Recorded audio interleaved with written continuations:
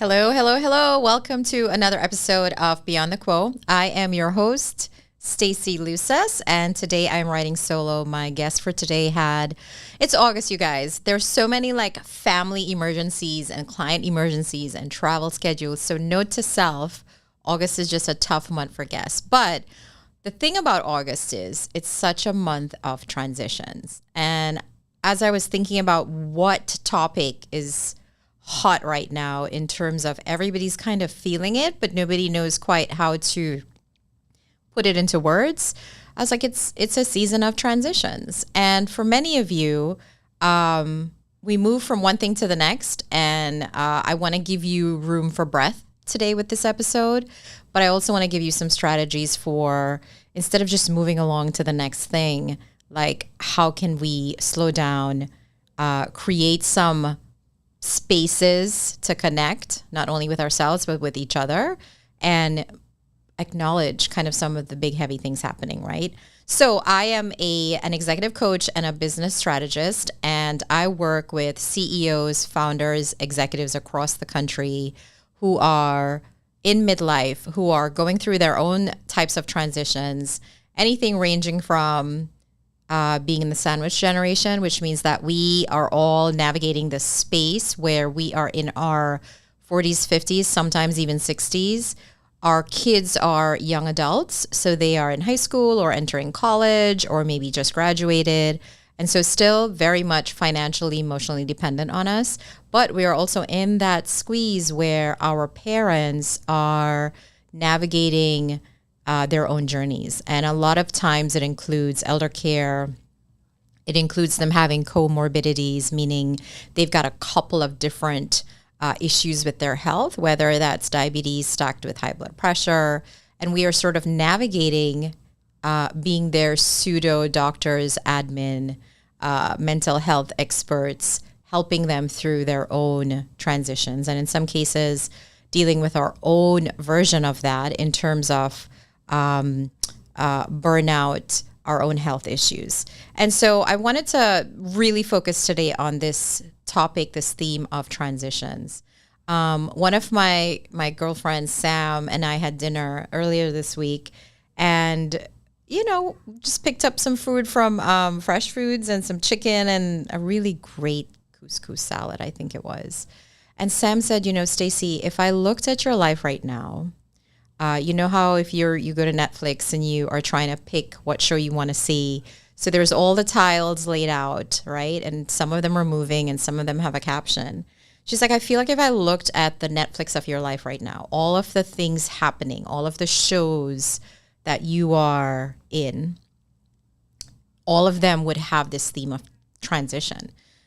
The first one would be, of course, my husband and I are coming up on 22 years of marriage, and we are going through this interesting transition of hitting our midlife stride, but also beginning to get a little taste of empty nesting. And kind of what does that look like? If I look at my daughter, she is heading off to college on Saturday. I was joking with our producer just now saying, oh my God, I have Kleenex in my pocket because I've just been super emotional and waterworking it this past week in particular as we head off to Orlando to drop her off to college. So that feels like this mega transition. And then I look at my parents who are going through their transition, my spouse and his in-laws who are in various stages of needing not only his support, but by extension, myself and my daughter was just there helping out a little bit. With our friends group, things are shifting with them. Some are going through a divorce or separation, or there's sort of challenges with them. And so every part of my life, but I get the sense that for most of the people I'm talking to, their life too, there are all of these little transitions happening. And some of them are expected, like some of them, kids going off to college, that's expected. But some of the unexpected ones are throwing us off our game. And so how do we navigate those gracefully, powerfully, and come back to our home base, our center, so that we can get on with the business of whatever it is we have as our priorities, right?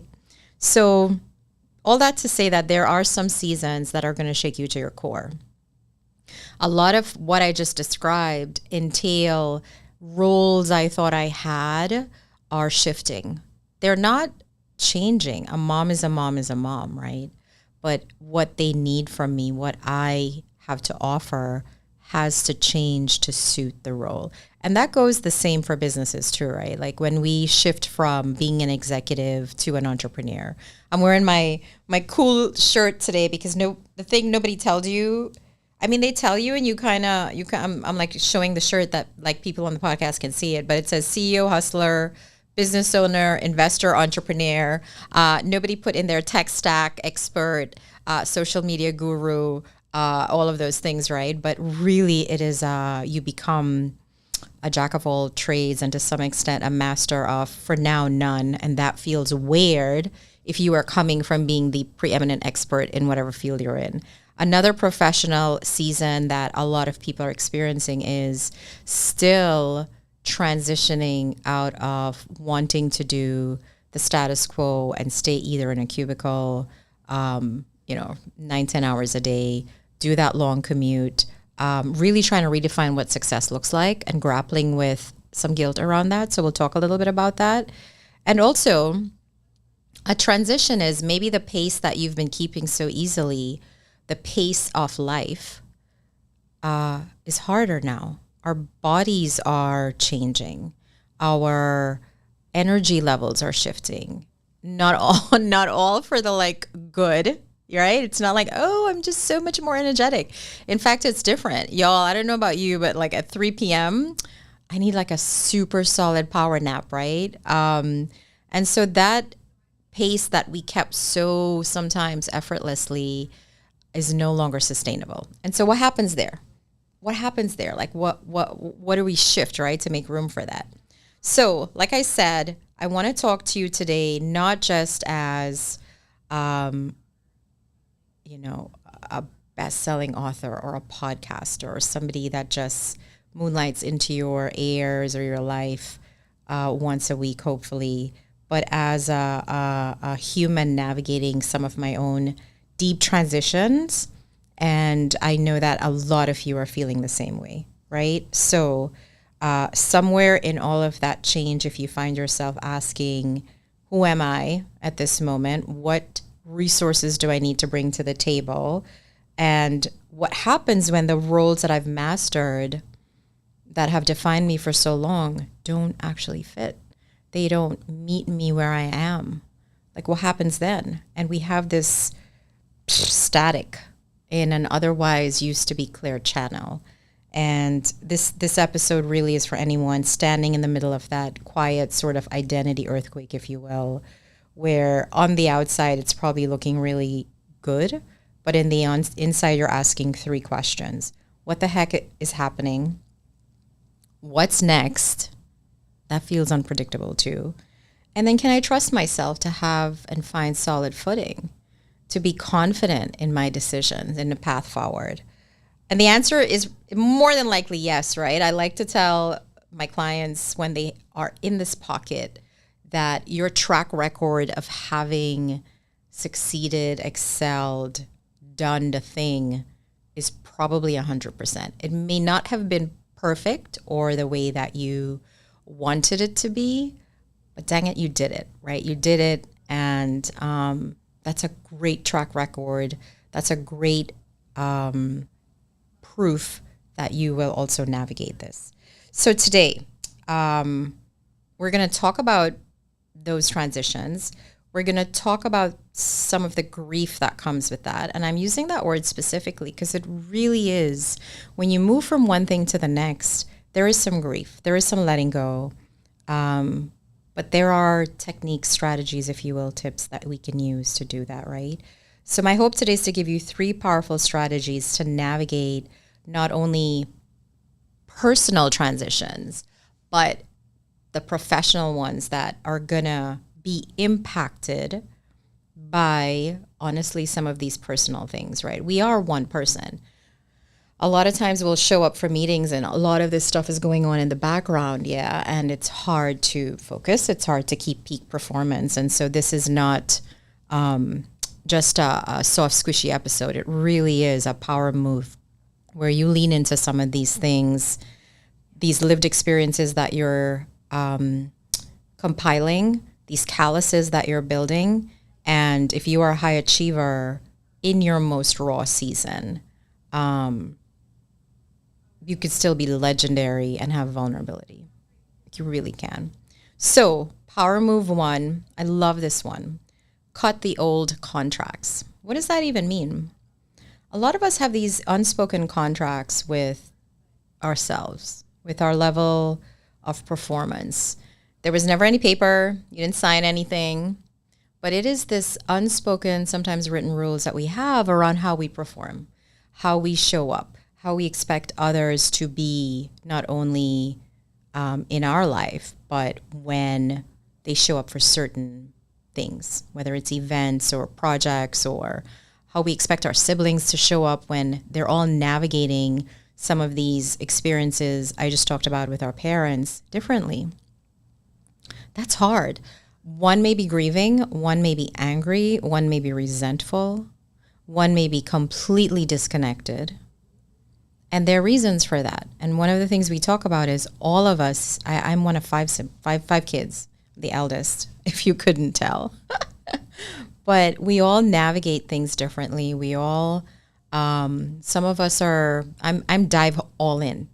I'm like, do the research, get the answers, let's go. What are we waiting for? One of my sisters is more quiet. She's like, yo, I need a beat, right? I need to sit down and think about this. And she's the quiet one. The other one's like, yo, just tell me what to do. Just somebody tell me what to do. And one's kind of checked out.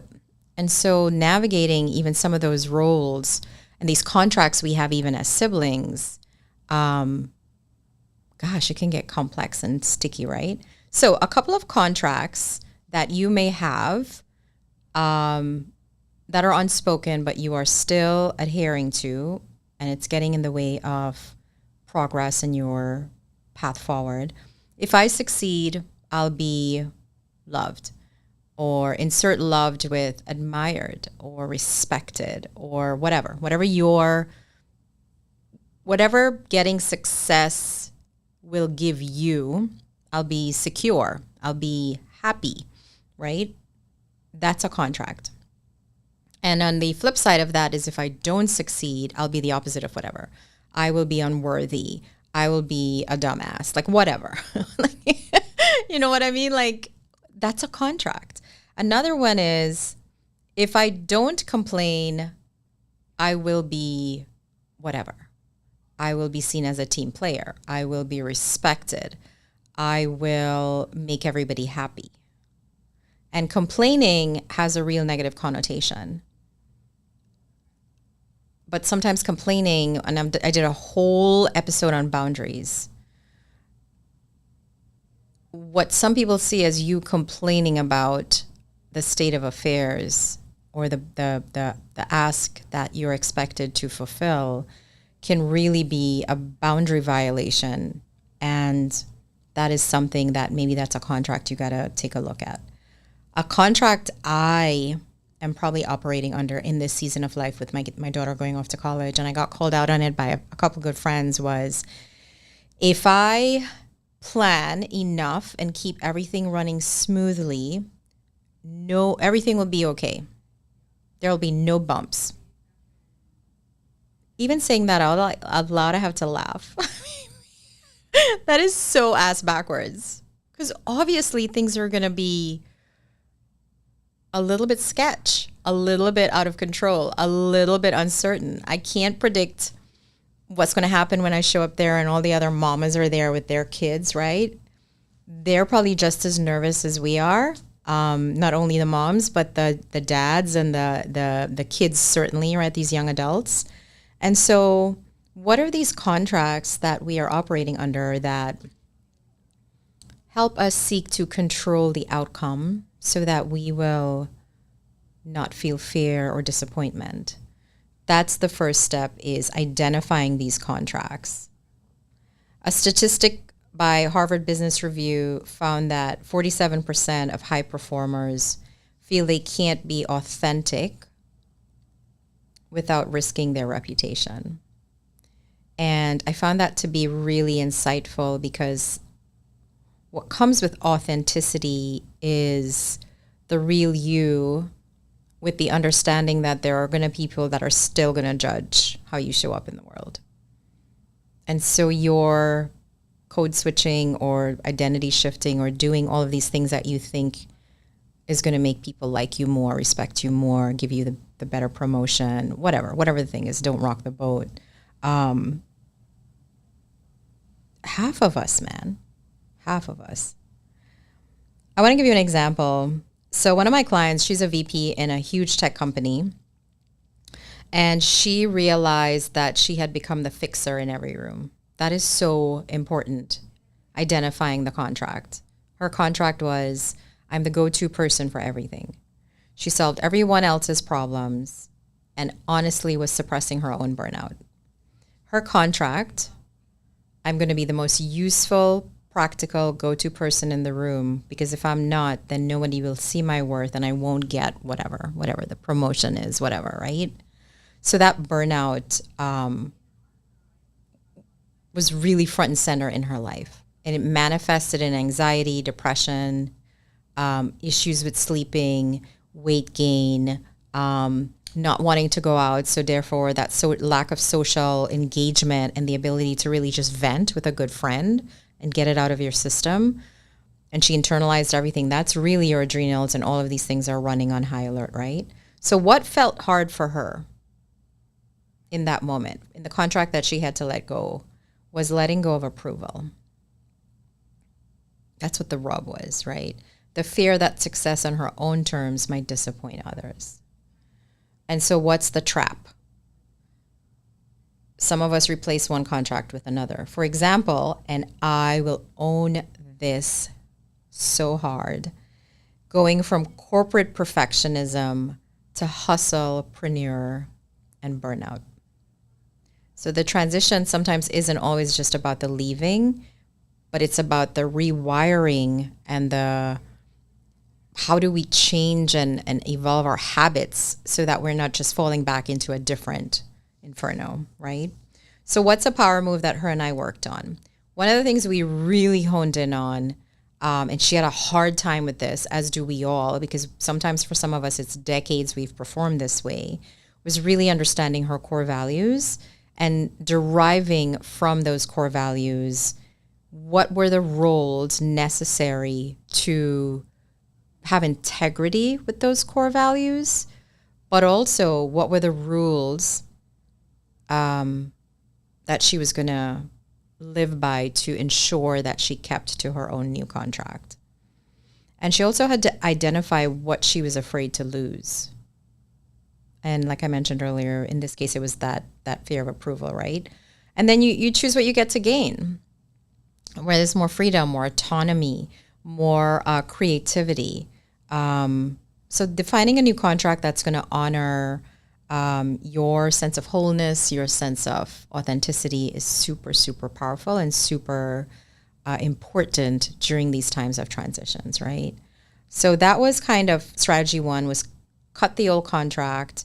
I gave you some tips for how to go about doing that and redefining a certain new way of being. I will say from a personal perspective, I know I'm talking about my daughter's impending college entrance a lot, but it's weighing on me, right? I think a contract I'm going to have to cut. I'm like trying to real-time solve with you guys, is that I know better. Oh God, that felt gross saying it. Because I'm older and I've been there, done that, and I want her to have no snags in this process. I know better. And if I am the expert in this, it will save her from so much anxiety, confusion. It'll save us some time. We only have a couple hours to move in. That felt hard. So yeah, that's a contract I'm operating under real time. And so I'm working through this with you real time. How can I rewrite this contract? Well, one of my core values is is love. And if I come at this situation with love, then I trust that she has the tools and the emotional capacity to navigate big and small changes effectively. Not perfectly, effectively. And further, I think I've done all I can at this point to get her where she needs to be, to have a platform or a jumping off point that is a little bit, it's firm. Yeah, it's super firm. It's built on all these mamas sharing in all these forums how to do this right. And so I've done the best. I worked my ass off so she doesn't have to financially pay for college, right? Like there are so many kids like myself. I worked 3 jobs to put myself through college, and we were in student loan debt until way into our late 30s. She doesn't have that burden. So that is one way that I broke a generational line, right? So yeah, frick that. That's a huge win. And then, so what's a role I can reassume now based on these insights I'm having with you real time? And I'm just teaching you how to do this yourself, right? A way I can reframe my role with her, not as mama, she's dependent on me, but as her wise guide and she's a young adult. One, I can be present for her differently. 2, we can establish a schedule where she's not going far. She's about 3 hours away. Maybe I can establish a schedule where we pick a weekend or a weekend, a quarter to start with, or a month, whichever she wants, that either I go up to see her or she comes to see me, and I take her some meals, or she comes home and gets to play with the dog and all of that stuff. And then 2, I think a weekly check-in, so I'm not a freaking annoying bug every day, like, oh my God, can we talk? I miss you. I mean, we can still text, but maybe we have a standing coffee chat, and maybe it's Sunday morning. We're both early birds at 8 a.m. So even talking through that with you guys felt really good. And yeah, I have a plan, and I feel better. You can't see me, but I'm kind of smiling. All right. So yes, that was teaching you a little bit how to do something like that using the tools I've given you with some real world things going on, and how you can pivot and sort of create room for growth and just a new way of being, right? All right, number 2, this one is so hard. And given everything we've talked about professionally, personally, with family, you've got to make room for grief and ambition. And I will explain what that means. Midlife transitions trigger so much unprocessed grief. So much. Because we are taught to, I don't like to say toxic positivity. I think that's really heavy, because some people really are glass half full people, and we need those people. But there is also, yeah, I mean, if your bestie called you crying about certain things, and you're like, oh my God, we all go through that, and everybody did it, and you'll be fine on the other side. Like, shut up. Nobody wants to hear that shit. like, I'm sorry. Like, give that person time to grieve if their kid is leaving home, or their body is aging, and they were fit and firm and maybe did marathons, and now their knees hurt, or like they freaking throw out their back if they sneeze. Or maybe their marriage is evolving and they are figuring it out, and you want to give some cheesy advice like, cut it out. Let people process grief and transitions properly. And the one that I think is the hardest for us is the aging parental decline. I mean, I'm watching it even now with my in-laws, and it's been hard. Yeah, it's been hard. Grief doesn't mean something went wrong. It means that something mattered.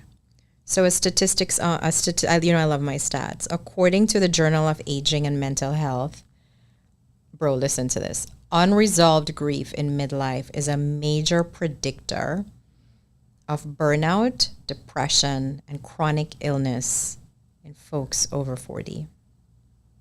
And the statistic is higher for women of color. I'm going to read that again.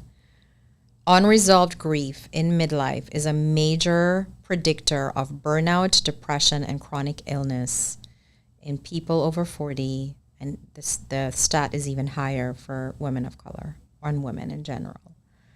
I'll give you a perfect example. I mean, when I left my well over a decade federal career and my 6-figure salary and walked away from that, I grieved more than the title and the esteem needs that it brought, right? I grieved to some extent the version of myself that understood the rules. I knew what I had to do to excel and exceed excellence, whatever that metric was that I loved to get quarterly and annually, right? That version of me felt powerful. It felt safe. It felt with all these badges and protocols and stepping into entrepreneurship freaking turned everything on its head, because it meant stepping into vulnerability, stepping into uncertainty, stepping into, I don't know what the heck is happening and I have to figure it out. And I've got to surround myself with different people, and I've got to speak differently and operate differently. And I'm not a person that is extroverted. I am like one bar into extroversion, so I need a lot of time to decompress. Yet I love the stage. I love group coaching. I love just coming on, turning on that power, doing the thing that I have to do, but then I need quiet time, right? Another client of mine, she's a senior executive for Visa. She's in finance. She found herself in the parking lot one day between a couple of meetings, and she texted me and said, "Hey, can we talk?" And I was like, "Yeah." And I understood, because she was in my coaching program. I do a 12-week executive kind of incubator with people. And I understood her situation intimately, right? She had 2 parents that were aging. She was the first in her family that was financially independent, financially secure, wealthy. She had a lot of responsibilities for not only ensuring that the other siblings were being helped, because she now had abundance, but also really running track to support her aging and ailing parents with their needs. And I say that on purpose because a lot of us are doing that. And the statistic for immigrants or women of color leaders is significantly higher. Like we really play a big role when we start earning money in supporting everybody else. And that feels natural to us because many of us come from collectivist cultures. But at the same time, it's a heavy burden, because then you feel you can't make the changes you need to make to be happy, because if it impacts this foundation and the things you're now able to provide for everybody, what is that going to do to the family structure? That's hard, and that's where she was. And so she couldn't handle work that day and for that season, because her dad, right, this rock, had been diagnosed with dementia, and she was juggling, quite frankly, deals and dementia. And the fact that he couldn't recognize her sometimes, and grief had no room on her calendar. None. It was one meeting after the next, right? And feeling apologetic when she had to take time. So what felt hard for her in that moment? What felt hard in the contract that she had, right? It was that she couldn't grieve and succeed. That was the contract. I can't be sad. I can't go through these things and still show up as my full self. We can. We just need to learn how to ask for grace, right? So the trap here is to not skip the grief and call it grit, because that's our badge of honor. I can push through anything. I am resilient, blah, blah, blah. Sure. But skipping that part, it comes back to bite you. There's this book. It's called The Body Keeps Score. It was a hard book for me to read. Not only was it a bit technical, but also I just grappled with that book. And when I say a hard book, it means a juicy book. Like I had to really pause. I couldn't do my speed reading, breeze through. I had to really process this.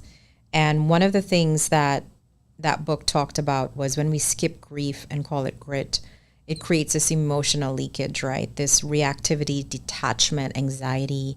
I know my spouse right now is super stoic with what's happening with his parents. And I'm just trying to prep myself because shit, when that hits the fan, we won't know how to deal with it. He's stoic, like I said, right? So what's a power move? You can 100% schedule a weekly grief check-in, grief and gratitude check-in. 100%. 10 minutes. What am I releasing? What am I celebrating? Who am I becoming? To use and stay on that example, what am I releasing? I am releasing, and I'm going to use my client with her dad with dementia as the example here. I am releasing that I can control his medical diagnosis.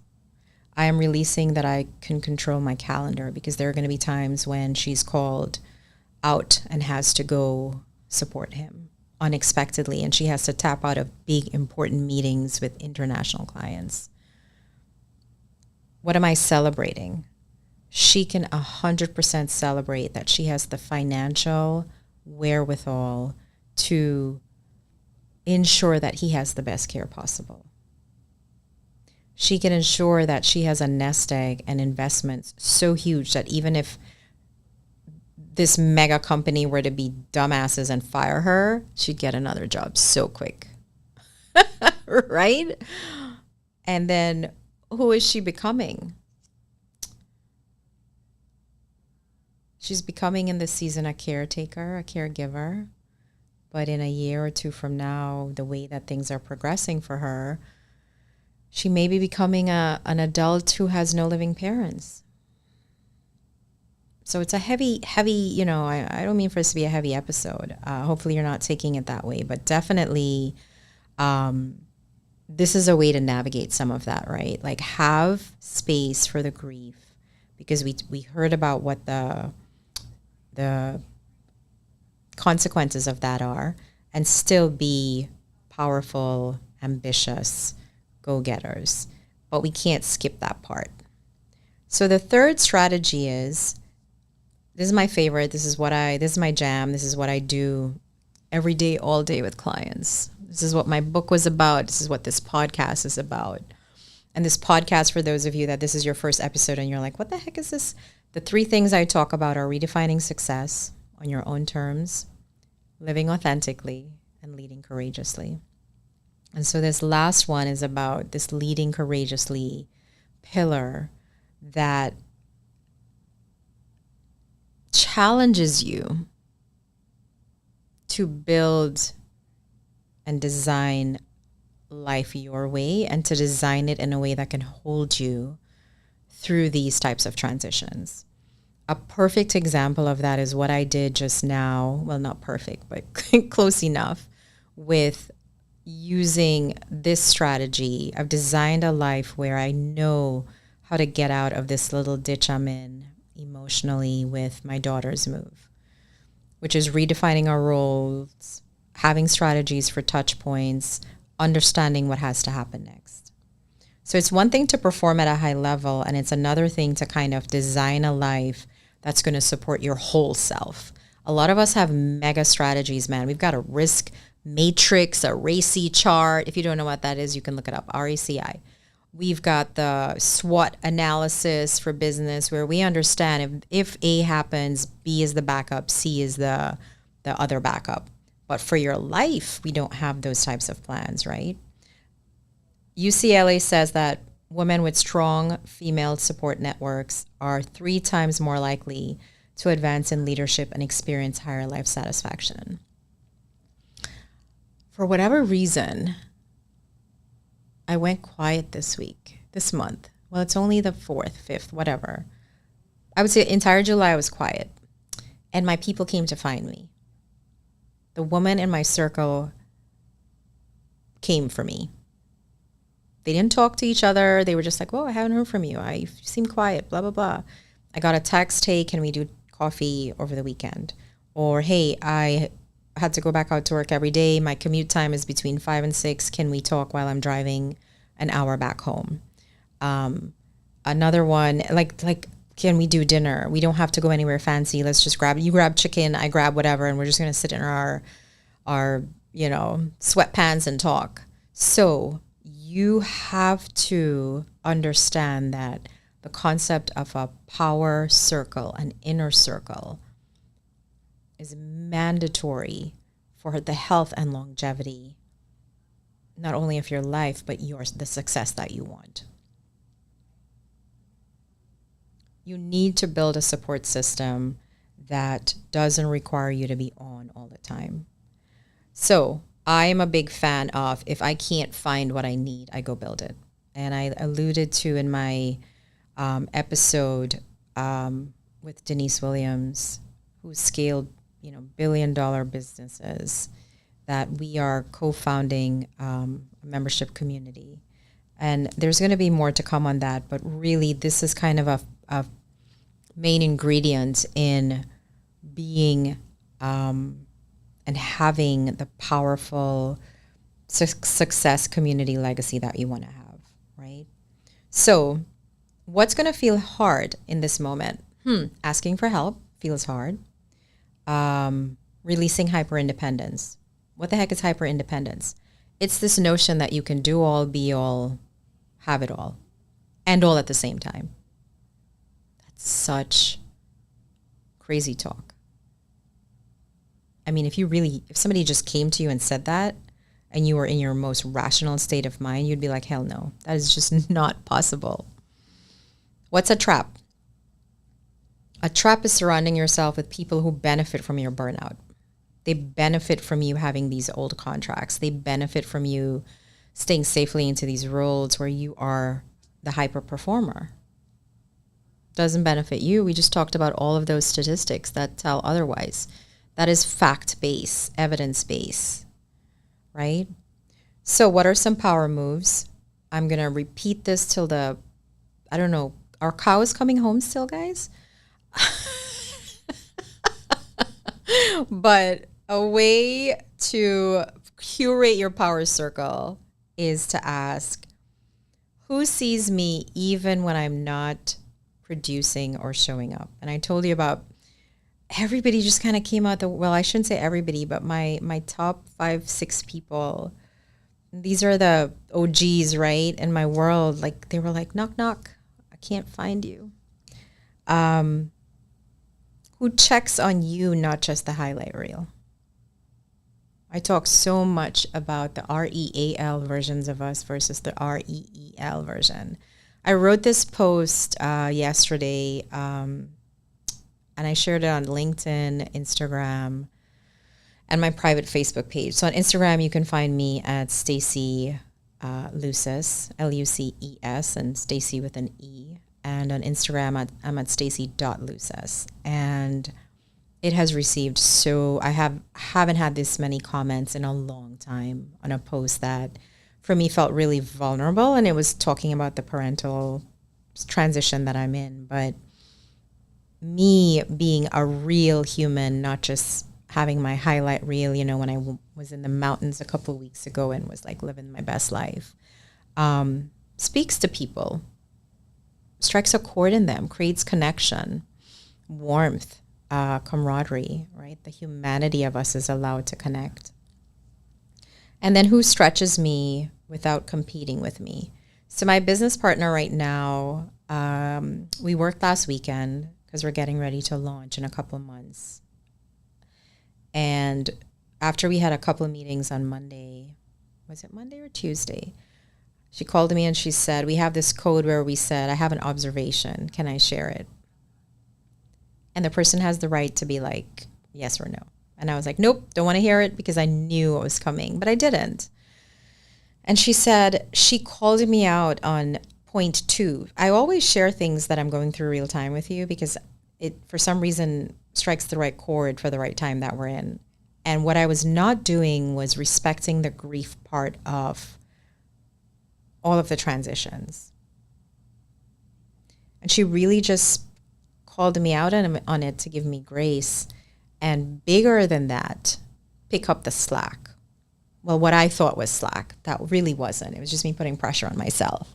So I love that I now have that richness of a support system, but it wasn't always like that. And it probably won't always be like that. In this moment, it is something that I'm purposeful about. And it's taken about, well, a lot of years, and me having some truths with myself and growing with myself to be able to give in a manner that people are able to reciprocate in a way that for both parties it feels warm and loving and kind. And we evolve together, right? That takes time. So 3 kind of power moves here we talked about: cutting the old contracts, redefining success, making room for grief and gratitude in a way that you can live more authentically, and building a life that you design that supports you as you lead yourself, your family, your business courageously through different things that are happening, right? All right, so transitions are not failure. They're not us being weak. They're not us being distracted. They're not something that we push through. They're a gateway to what's next. They are the hardest things sometimes that we go through, but without the hard, there's no true growth. There's no true evolution. And life itself wants to be seen, right? Life is the unpredictability of it is designed to bring forth whatever it needs from us. And that doesn't always feel comfortable. It's not always welcome. It's not always beautiful and happy.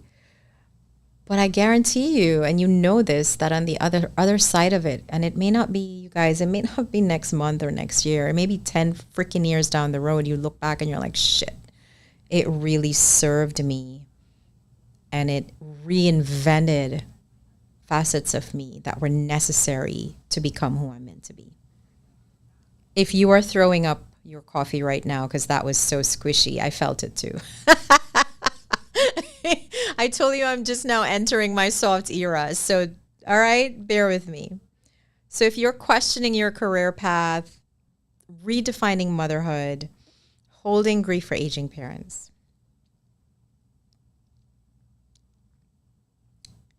it's just a new season and we need a new blueprint.